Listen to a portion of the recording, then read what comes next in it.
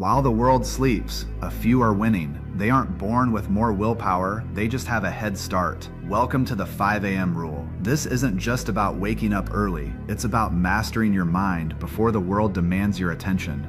If you've been struggling with discipline, this is the shift you need. Most people start their day in reaction mode. They wake up late, check their phones, and immediately react to emails, news, and stress. But when you own the 5 a.m. hour, you move from reaction to intention. This is the victory hour.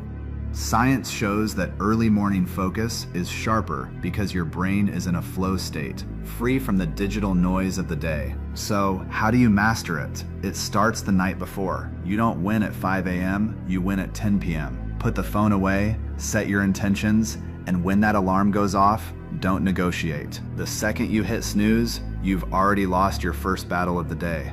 Use the first 20 minutes for movement to wake up your body, the next 20 for reflection or meditation to steady your mind, and the final 20 for growth, reading or planning. That's how you build unstoppable discipline. Discipline is a muscle. It's hard at first, messy in the middle, but beautiful at the end. Waking up at 5 a.m. is the ultimate test of self-control. If you can control your morning, you can control your life. Are you ready to take the challenge?